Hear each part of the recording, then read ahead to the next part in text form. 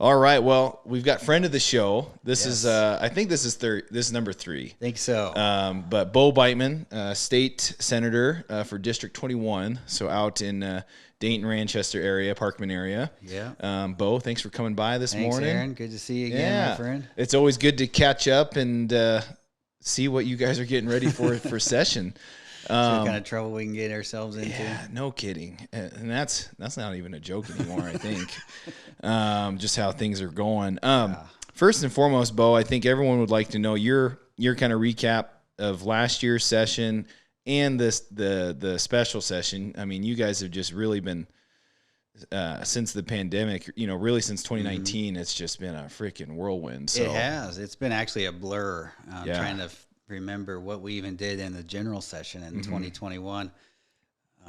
Man, it feels like it forever ago. Yeah. We've had a special session in between and a special session before that even to deal with COVID. So we've just been, for a part-time legislature, we've been full-time for quite a while now, it seems like. But yeah, to recap the general, it was kind of a uneventful session as far as landmark blockbuster bill type legislation goes, but we were able to really, kind of quietly rein in some spending on the general fund side with a supplemental budget. I think we've cut probably another $430 million out of the general fund alone last session. And it wasn't a budget session. It was just a general session, but we were obviously really short on cash then. And this was before the ARPA money that we're all paying for in higher inflation right now. Yep. Another story. Anyway, but yeah, we were just buckling down, clamping down on spending. We did finally get voter ID passed. That was kind of one of the bigger bills. As far as my bills go, I think I had one bill signed into law. It was one that came kind of late in the process. An issue kind of cropped up over in Teton County with this private landowner. Her ranch has been in her family for about 100 years. Right. They had to subdivide in order to pay the estate tax. Well, turns out the town of Jackson and the Teton County weren't going to give her water and sewer hookups if she didn't agree to do deed restrictions on her property and provide low-income housing. So they came to the private property rights champion and asked me to help them out and write a bill for them and make sure that can't be done in Wyoming. I mean, in Wyoming, we pride ourselves on private property rights, and that was a major encroachment on their private property forgot rights. about that. You told me about that, but I didn't know. That's good. It was kind of one of those under the radar things that came up, but it was really a big deal. And we got that through the Senate over to the House, passed the House, and the governor signed it. So wonderful. That was a good win for Liberty there. But for property rights. I ran the crossover bill. Oh no, not the crossover bill. The runoff bill. Runoff election bill. That gained a lot of hype and attention nationwide, and it was a bill that I've discussed before. We've run it before. I wasn't the lead sponsor on it, but it's an idea that's been out there in Wyoming for a long time. If we're going to have basically a one-party system, at least if we can't close the primary off to prevent non-Republicans from voting Republican, can we at least get a runoff election? If you don't get 50% plus one of the vote, the top two go to a runoff and square off. That way the winner can declare a mandate. And they can say, look, I got the majority of the vote. I'm legit. Instead of sometimes you'll have these jungle primaries with, 12 people in the race. Everybody, even their mailman brother-in-law is running for Congress or Senate or governor. And the winner ends up with less than a third of the vote total. And that's not a good way to govern. So that was the idea behind it. It obviously didn't pass, didn't make it too far, but it'll be back this year. I think Representative Nyman's going to take it and try it over in the House first. I'll be bringing the crossover bill, speaking of crossover bill, this time around. Yep. So. Yeah, the runoff, I think that's important because you and I were talking about, like, even local elections are decided by less than 100 votes. Yeah. And it'd be nice to just have two big, the two winners in the primaries and then then go from there. Yeah, and that was a lot of the debate was how far down ballot are you going to take this runoff election and how much is that going to cost? I assumed that we would start with the top 5 electeds, the federal delegation, and the Wyoming legislature to start with. Yep. And if it was a success and people liked it, then we could move it down to county commissioners and other local races. But at first, the idea was, let's at least get it for the big races that draw a lot of attention, that people get the most upset about, right? When somebody wins with 21% of the vote or something like that. So yeah. That's why we did that. That's a big one. So, and you, we've got a Go BYO exclusive. This week you're going to be announcing this bill. You're working on it right now, but it is the crossover bill. Now, I think people get runoff and crossover differentiated. So your crossover bill, what's that intended for? The crossover bill is to say, look, if you're a Republican, vote in Republican primary. If you're not a Republican, you don't get to pick the nominee for the other party. It's kind of a election integrity thing for the primary election. So you can't have same day party switching, and it really kind of tilts the race, and it's not fair for one party to go into another party's election and kind of pick the candidate they feel is, in this case, the most liberal. If the Republicans did it to the Democrats, it would be picking the most conservative Democrat. It's just kind of an integrity thing, and people are kind of tired of it. And what this bill would do is just say, hey, there's going to be some safeguards here. If you honestly have decided you want to switch parties, there's ample time throughout the year to switch parties. Go down to the county clerk's office and get it done. But what my bill does is it closes that off for the primary election, starting where the candidate filing period begins, usually around the end of May. Okay. So this would close it off right when the campaign filing period begins, which kicks off the whole primary season. And it goes through election day of the primary election. So the day after the primary, if you decide you're, going to switch parties, you can do that then all the way through. You can do it in person at the general election. Yep. And so that's what this bill does. It's real easy, real simple, but for whatever reason, it draws a lot of debate, a lot of heat. But the Republicans have been frustrated for a long time. The grassroots people that have put in all this volunteer effort, sweat equity to try to get their candidates across the finish line, and then to have a nationwide dark money campaign that come in and a week before the election encourage Democrats and independents to switch to Republican to influence the outcome of the Republican primary. They're rightfully mad, pissed off, and frustrated, and I don't blame them. It drives me nuts too. Yep. Yeah, so this is where people can get the runoff and the crossover differentiated, because the runoff is after, is after the primaries. The runoff is if you get 50% plus one of the vote, you're the winner. But if you don't, it triggers a runoff election to be held at say 6 weeks after, 4 weeks. You can determine whatever the time frame it is that works for state statute. But that's the difference. Yeah. Well, and the two make sense together, right? You can't cross over before the primary, which makes sense because then we've got a runoff, bill where if your candidate is, close in these primaries, then there you go. You get a runoff, and then the two parties can go toe to toe if that's exactly. Yeah. What you'll end up with a runoff is typically your more moderate or liberal Republican will face off against your more conservative Republican, and then may the best man or woman win. Yep. Power to the people there. Yeah, you don't have the and if you take away the crossover voting, then you'll know what the true vibe is in the Republican Party at that moment, what the mandate is, and what the agenda is going to be. Let's fight it out within the party during the primary process amongst Republicans, and then we'll get behind the nominee for the general election. Yeah, like we always do. Yep. Yeah, you bring up something that's important. I think anybody on any party, that's what you want, is you want a consensus, right? Yes. Like you were mentioning, 21% of the vote, that's not even a quarter of the vote. So yeah, as a party, you want, we want a guy at least 50%, somebody we can all get behind for the general election. Yep. But if it's a, like you said, 25% or 75% of the party didn't vote for that person, and we're all supposed to fall in line and support that person, it makes it really tough. Yeah, we have a big and that's problem. why we have a lot of issues within the party, I think. Yeah. And this would go a long way to solving that. Right.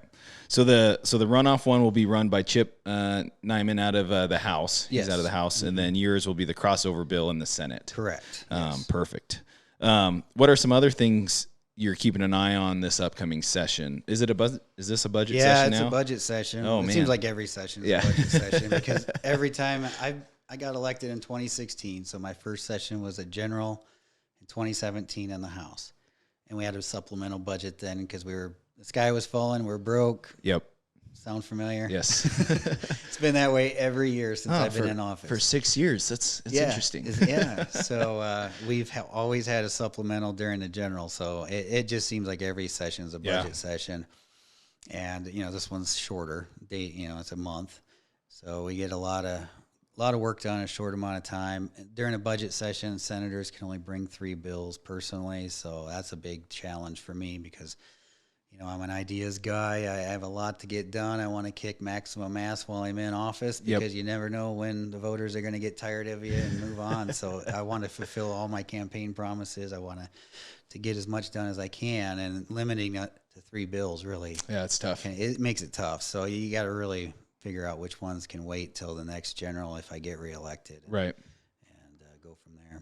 Well, you guys, is there going to be a lot on the budget side? Because we've cut, like you mentioned, we've cut a lot. I applaud the governor. He did a great job on his recommendations, trimmed a lot of fat, which I think needed to be done. But what are some things this session that budget-wise are going to be some big hitters? Well, obviously the ARPA funds, all that money we just printed, and at the federal level that's come to the state that we have to spend, and it came with strings attached, so we got to be careful about what we do with this money. The conservatives are obviously going to want to either give the money back to the people as a rebate or put it in savings and park it somewhere where people can't get their hand in the cookie jar and take that money and spend it on, just blow it. Right. And there'll be a lot of that. A lot of that discussion. Let me tell you, there's going to be a fight when you're talking billions of dollars of, quote, free money to spend. The big spenders, they're going to be beside themselves trying to spend that money and grow government. The conservatives, it's always harder to be the person to say no to everything, but, that's what I was elected to do, is to protect the state budget and be a fiscal conservative. So, I have a mandate to say no. Yep. And to make sure that we're doing this fiscally responsibly. And if anything, if we can't give the money back to the people that's your money. I mean, we borrowed it. Yep. In your name and your kids' name and your grandkids and your great-grandkids' name. So we just ran up the debt a lot. Oh, yeah. A lot. Yep. And we're paying for it in inflation. But so what are we going to do with this money that we've spent? So I think the best idea, other than tax cuts, which I don't think we can do with the strings attached to this money, is to just put it away in savings. And we'll put it in the education fund, permanent fund for education. And that'll generate a lot of interest income. You're talking hundreds of millions of dollars putting in the corpus of a trust. It's going to kick off a lot of money and interest, set our kids up for the future. Also, and put some in the permanent mineral trust fund as well, which funds the government. That thing keeps growing and growing, and as it grows, it takes the burden off, kind of smooths out the boom bust cycle. Yep. And that's the whole idea with putting all this money away into these permanent funds. Eventually, we can be trust fund babies if we can learn to live within our means and not spending and stop spending more than we take in. So that's the goal. And what has anyone done the numbers yet of if we did like a rebate to Wyoming citizens? Has anyone guesstimated? Not since the last two special sessions ago. Okay. I wanted to take that COVID money and just write a check for every Wyoming resident. Sure. And that I can't remember what the number was, but it was tens of thousands for a family of 4. Okay. So this is going to be more than that because this is more money. Sure. This is $1.25 billion, I think. Oh, yeah. So it'd be quite a bit for households. It's a chunk for a 500,000 population state. Yeah. So, but that's dead on arrival. There's no way. Yeah. I mean, you could hear the crickets chirp when I brought that idea. The people loved it, but my colleagues in the government didn't think that was too cute. You think the Senate has some pushback on that in the House, or both sides? Yeah. Interesting. Yeah. I think Carter's sitting there. I think a couple grand sounds pretty nice to me. Doesn't it? Yeah. Interesting. Well, I mean, but no one can blame. The next thought is put it in the, education K-12 fund and then the mineral trust fund. I mean, there no, you wouldn't get any balk out of me out of that, Yeah, and that's where a lot of the debate's going to be, is where to park the money. Sure. Obviously, I think we've got the votes in the Senate to stop a lot of the frivolous spending that the House may do, and some other senators may propose, but the debate will be where we put the money. There's Sure. a lot of people have different ideas as to where that money should go, but those are the two accounts that I think should be. Yeah. And we need to replenish the rainy day fund too, and make Yep. sure that thing's got enough to sustain us. Because when this federal money runs out, guess what? We're right back to where we were 2 years ago. Mm-hmm. Our budget situation hasn't improved that much. Yeah. I mean, the price of oil went up, the price of natural gas went up, but it's temporary. Yep. And Still a boom bust. Still a boom bust. We still got to live within our means and ratchet down the spending that we kind of got accustomed to the last decade. Yeah. And readjust to be able to live on less money and be more flexible. Yep. Yeah. I had Ashley Harpstreet on from the Wyoming Taxpayers Association, and she kind of voiced the same concern about, we've cut it down the last 2 years and we kind of got lucky with this ARPA money. Yeah. So we got to be smart with that. And then, we're going to get lucky this year probably with the boom bust. And so, having, legislators understand, like, we got to, can't spend anymore. Like, just because we got, a blank check from the feds, this situation's still the same. Yeah. So that's great to hear from a local representative. I'll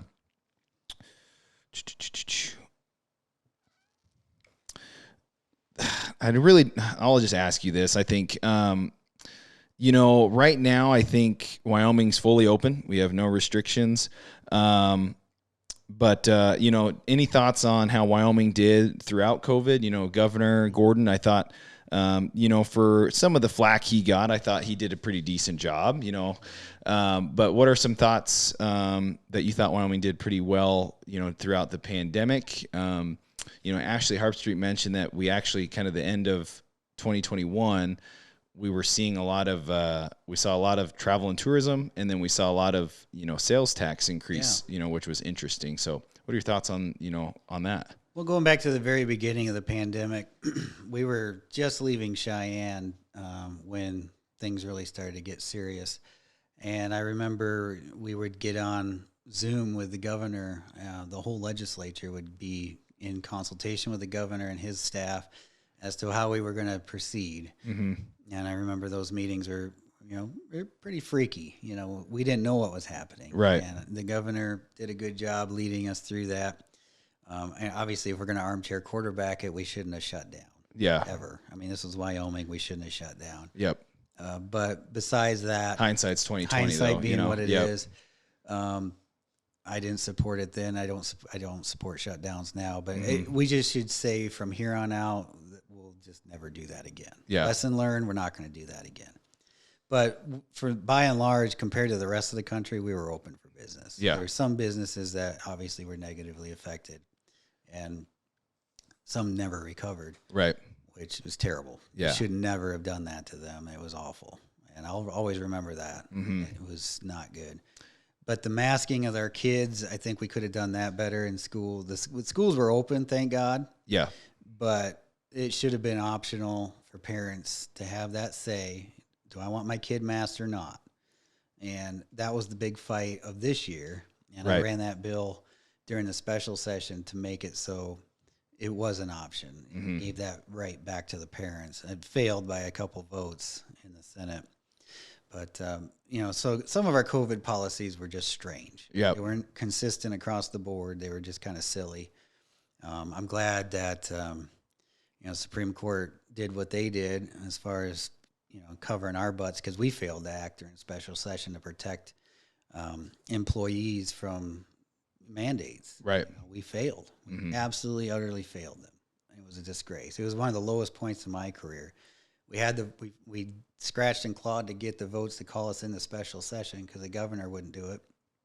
So we got there, and we came up short by just a couple votes on vaccine passports, on being discriminated against based on your vaccine status, the Grace Smith Medical Freedom Act, which I sponsored, all of them failed. Right. And it was rough because you're hearing from your constituents who are desperate.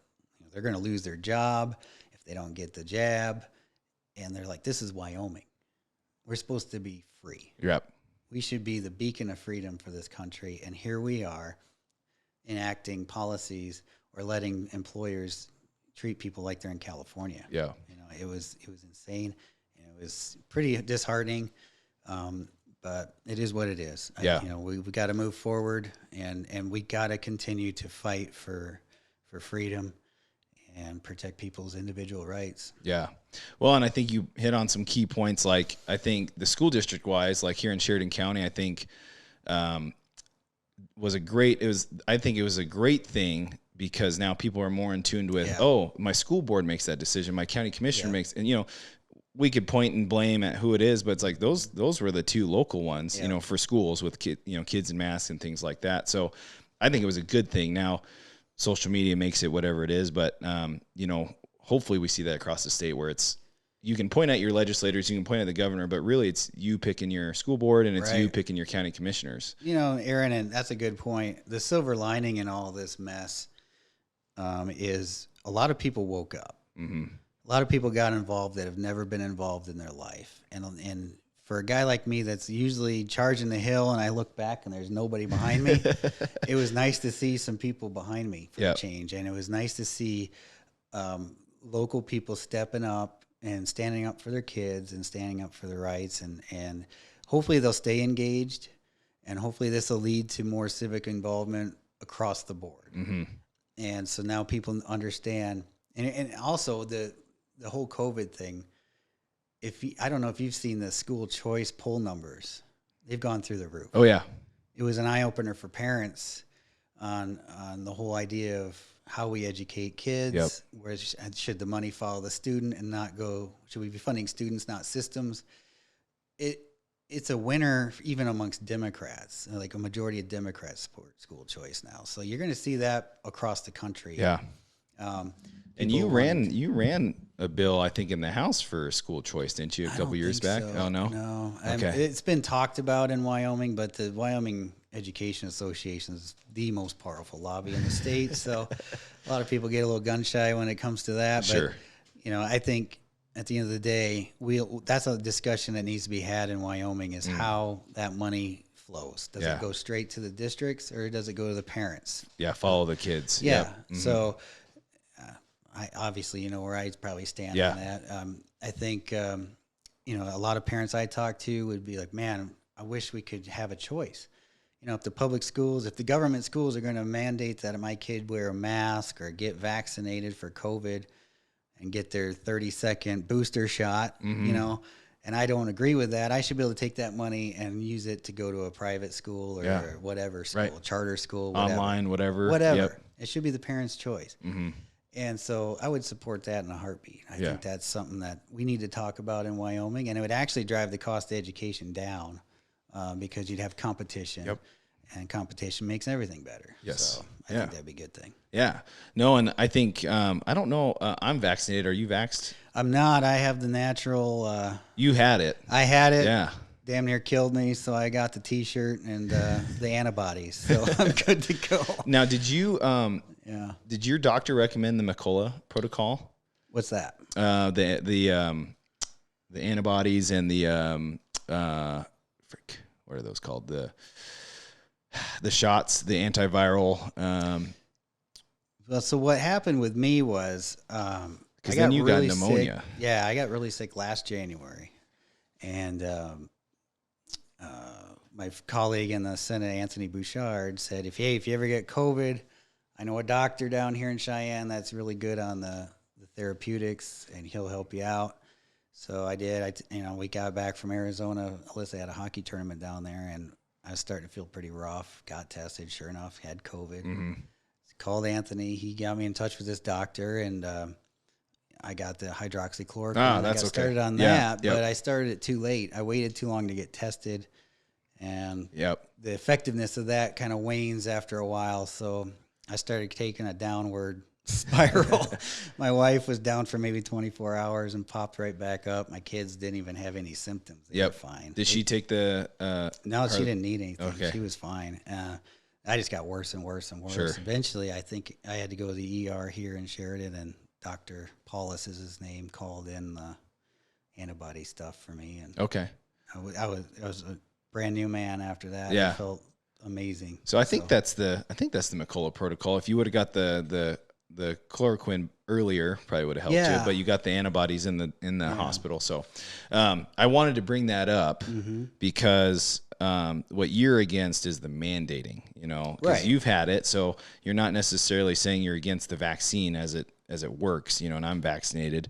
That was my choice because my wife and I had a 2-year-long trip planned to Greece, and I was like, I will. You're not missing that. You can inject me with whatever you want. My wife and I are going to Greece, but I'm not getting the boosters though. But that's a different conversation. So I want to make that clear for anyone listening. You're not saying the vaccines don't work or anything like that. You're just against the mandates and forcing people. Personal freedom and choice. And exactly. I've said it. I know a lot of people have got the vaccine and whatever. It's their choice. Just don't make me get it, especially after I already had the virus. You had the worst one. Yeah, absolutely. So it makes no sense. And that's where this COVID policy has gotten so political, unfortunately. And that's where we're at. It's a strange time we're living. This episode is brought to you by the listeners and the viewers. Fly Sheridan County Airport. They're a sponsor of the show. All of us have probably flown out of the Sheridan County Airport direct to Denver. It's a great service. It's getting better and better. There's more than 2 flights now, I was told, from them, that they've got 3 or 4 flights a day direct to Denver. So book your direct flight out of Sheridan at united.com. And then a new sponsor, super proud of getting this one with Aaron Perez from Fine Sight and Sound. They offer premier home and business audio and visual integration. So, nice. Bo, you're a frequent customer of the Pony. Lost the word there. What the patron? The patron. You're a patron of the Pony. We just had our fantasy football party. Yeah, shout out Ty Bach. Thanks, Ty. Yeah. Maybe Go BYO should be there with Logan Wilson playing in the Super Bowl. Ty. Right, yeah. But Fine Sight and Sound just redid the Pony sound system and TVs. And if you are building a home or you have a home that you want to renovate with smart technology, so they do networking, the audio, the TVs, golf simulators. So anyways, if you want the premier audio-visual sensory experience here in Sheridan, Wyoming, Fine Sight and Sound. So, all right. So, Bo, we talked about your crossover bill. I'm kind of dragging this out. I'm hoping somebody calls your phone, to ask you if you're running it. No, just kidding. Well, the New York Times has been bugging me, but I don't talk to them. Yeah. Yeah, we don't.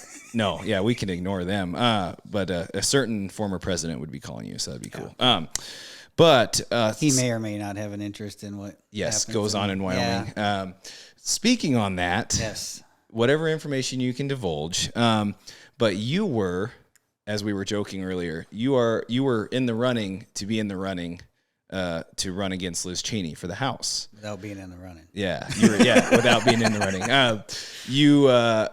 You got invited to go to D.C. And kind of meet with Trump's team, right? Or really the GOP's team, I would say, national. It was actually President Trump himself. Okay, and awesome. It was at his golf resort in Bedminster, New Jersey. It was where the meeting was. Yeah, very nice. So back in the last session, you asked about 2021 general session. Some national organizations were kind of kicking around Wyoming to see who could possibly run for Congress against Liz Cheney after what she had done. And I was interviewed a few times. People asked me if I was interested. I said, no, I'm not interested. But thank you. And then, tell them who I thought would do a good job. And they kind of kept in contact throughout the spring after session got out. And then it started picking up more and more throughout the spring and summer as the people that were in the race weren't gaining any traction with the voters and their fundraising wasn't doing so hot. President Trump, his team was looking at me and been looking at me and was hoping I'd give it a second thought. And so I decided, well, if I could get the president's endorsement, why wouldn't I run? Yeah. If I can help my country and my state. So I agreed to go out there and meet with him and see what it was all about. Because if he didn't like me, why would I even get in the race? Yeah, right? exactly. If I showed up and he was like, "Oh, who's this guy?" Why would I spend the money getting in the race if I didn't have a chance? And turns out he liked me. And I took my daughter Alyssa with me out there, and she had a blast. And she's my little political consultant. She loves that stuff. Your manager. My manager, 12 years old, but she knows a lot about politics, and she's good. She kept me. I was freaking out the plane ride out there. I was so nervous, and it was a big job interview. Yeah, it was the biggest one of your life, and I didn't know I'd get an hour with the former president and just sitting across from him talking like we're talking about issues and joking around. And he's hilarious. He's so different than what you see on TV and how the media portrays him. He's just a down to earth, laid back guy. He's funny. He's so funny. And so we hit it off really well. And so then that kind of kicked things into motion. Like, okay, well, maybe this is actually going to happen. So started looking at that. At the end of the day, turned out the donor class wanted a woman to run against Liz Cheney. So we ended up with Harriet Hageman, who's a friend of mine, and she's going to do a great job. She's going to be a phenomenal congresswoman. Yeah. And I think she'll do a good job. Yeah. Yeah, it makes, run against a woman, that's, I can see the pros and cons of that, but I don't get in identity politics. So as poor white guys, we get well, I've got a little Korean in me, so I'm sorry. Yeah. So, well, so it sounds like, cause you and I we're good friends. So you kind of told me about like, well, they asked me, and I was kind of like, well, this was originally, and I understood your take on, I could do more work here in the Senate. And at the time, it wasn't the pandemic yet. But you're like, my girls are at an age where it just couldn't do that. The campaigning's a lot of work. But then, they must have had their eye on you, because then you kind of, in a year, you're kind of like, well, they keep pushing me now. So they made it sound pretty desperate. So, like your country needs you. Get in the race. Well, like you said, when the former president says you need to come meet me, you're like, okay, I guess I'll do that. Yes. So, and I would like to relay to your listeners that, when I did meet with President Trump, I wanted to relay to him from people that I've talked to in Wyoming that said, if I ever got a chance to meet President Trump, I wanted to personally thank him for doing what he did. He didn't have to run for president. Mm-hmm. He had a good life. He was famous. Everybody liked him before he got into politics. Yes.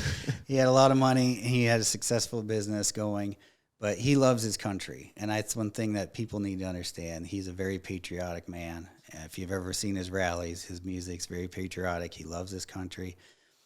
And I just want to thank him on behalf of Wyoming. And it really, I think it touched him. Yeah. He knows that we support him out here, and he knows that we have his back. And he's there fighting for us every day. He's back there behind the scenes, still working at his desk. And whether there's Mar-a-Lago or Bedminster, wherever he's got a Trump property, he's working and trying to do good things for this country. So very cool. Yeah. Do you have a joke, or what makes him funny? Like, is he sarcastic? He's very sarcastic. Okay. He was busting my balls as soon as I walked into his office. He says, he's nice to my daughter, and then, he meets her, and he's sizing you up a little bit. Sizing me up. Yep. I sit down. First thing he says, "You were tough on me in 2016. He's like, "You're a cruise guy." I said, "Yes, sir, I was a cruise guy. I was the county chairman of the cruise campaign." Mm-hmm. And he had this stack of Oppo research on me on his desk. I could see he was flipping through this binder. I'm thinking, oh, crap. Everything's coming out my whole now. life's probably in that binder. And he was like bringing up tweets I tweeted about him and stuff. But he was just giving me a hard time. And I said, I fought like hell for Ted Cruz because he was my guy. Yep. And I said, but, you won the nomination, and I supported you then and support you now. So that's just the way it goes. He was probably testing you there. Yeah, to make sure I wasn't going to give him some bull crap answer. Yeah, bull crap answer. Yeah. I can see that. I can see him being I feel like he's a smart guy, and he knows how he controls a room. So being sarcastic is like, interesting. Cool. Well, very cool. I've never heard that. So, and you can share that now since it's all done and over with. Yeah. last couple things, Bo, we were talking about this a little bit. The state GOP conference will be here in Sheridan. We believe that's early May, I think, sometime around there, something like that. Yeah, April or May. Yeah, I gotta get my calendar out. Yeah, no, that's way far ahead for you. So I got a lot to do between now and then. So. But is there anything else you're? This is my question. Yeah, what are you looking forward to this spring and summer? You're busy with hockey right now. Your daughters are in the 3017, right? Is it 3017 or what? Well, they're both on the Sheridan Hawks local program. My oldest daughter is also on the Team Wyoming. There we go. Yeah, they travel all over the country. So. Yeah. That keeps you busy. That'll be going until March. Yep. Yeah, Session, hockey, and then summertime. Summertime, unfortunately for me, I'm probably going to run for re-election. There's a news flash for you. Yeah. Breaking news on Go Be Wyoming. Yes, yeah. So that's what I'll be doing all spring campaigning. and summer. Campaigning is the worst. Yep. But you got to do it. And, I'm kind of an introvert. I don't really like public speaking and doing all that stuff, and I hate fundraising. Yeah. Hate it. So, asking people for money is tough, but campaigns aren't cheap, so you got to do it, and it's the worst part of it. Yeah. I'm a policy guy. I like going and making policy. Yep. And write up the bills, talk about it. Yep. Yeah. Some people it's the opposite. They love the campaigning and the political aspect of it, but they're terrible on policy, or they don't even care about policy. Right. So it's just. Yeah, it is what it is. Yeah. Man, so this is a whirlwind for you, because really the last 2 years have just been COVID. Yeah. And then now you got to Yeah, and it's back to the 4 years in the Senate went by so fast. Yeah. It seemed like in the House you're always running for re-election, and it was always it was such a short. The 2 years goes by way too fast, and you can't even get anything done, and then you already have to start campaigning. Somebody's running against you and trying to take your spot, and it's just It is what it is. Well, hopefully these next 4 years, will be a lot slower compared to the COVID years. Yeah, I know, that's true. This country is going through a lot of changes quickly. Yes. So we've got our work cut out for us. Yeah. Well, we're glad you're in there, and we're excited to see hopefully that runoff bill and your crossover bill. I think those should get some traction. I feel like those are going to gain some traction. I think so. I think this is the year, at least for the crossover bill. I think I've had good conversations with the governor and the Secretary of State. I think they're finally coming along and seeing it is a need, and so it's something we can get done. Well, and one thing about bills, I think it's the whole Schoolhouse Rock. How it takes a while to get things, the details worked out. Get people used to an idea, and it's politics is a long game. Yeah, it's necessarily hard to get major change done in a state legislature because A, we're part-time, and B, it usually takes 2 or 3 stabs at it to get it. Yeah.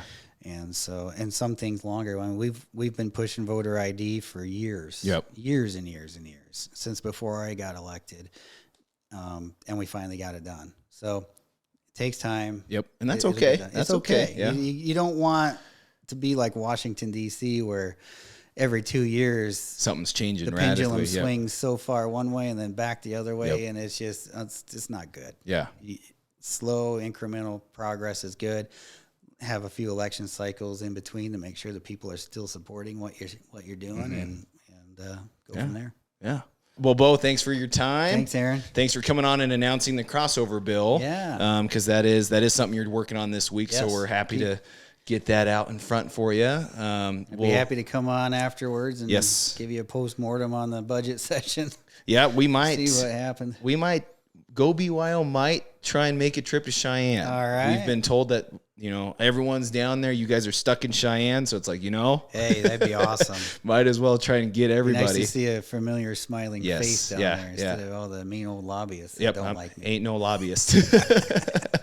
But perfect. Well, that's Bo Biteman, State Senator for District 21. Thank you.